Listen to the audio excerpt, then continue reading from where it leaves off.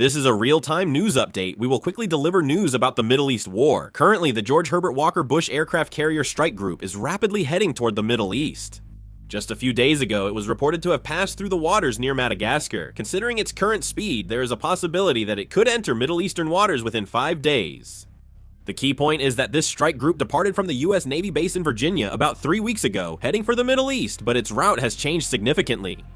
The original plan was to pass through the waters of Gibraltar, then enter the Red Sea via the Suez Canal. In fact, it did pass through Gibraltar. However, as the risk of attacks from the Houthi rebels increased rapidly, this route was abandoned. Instead, they exited back into the Atlantic and chose a long-distance route around the Cape of Good Hope at the southern tip of Africa. As a result, it took more time.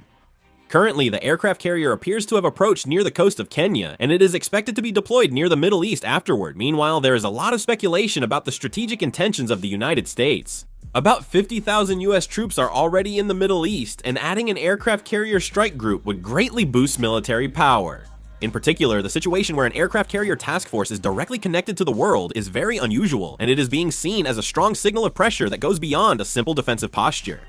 Maintaining a single aircraft carrier is extremely expensive, and deploying carrier strike groups globally demonstrates strong military resolve. Iran currently holds a negative view of negotiations, with some hardliners now openly rejecting talks. In this situation, the US deploying additional forces is seen as both an attempt to maximize diplomatic pressure and a signal that they are ready to carry out military options at any time. But the problem starts here. If another war breaks out while the world is already facing an energy crisis, it could cause irreversible damage. Some countries are taking emergency steps to address high fuel prices, and if the war continues, they won't be able to withstand it. The US military isn't withdrawing troops. Instead, more troops and equipment are being sent to the Middle East. We'll have to wait and see what happens. If there are future updates, I'll make and upload a video. Thanks for watching.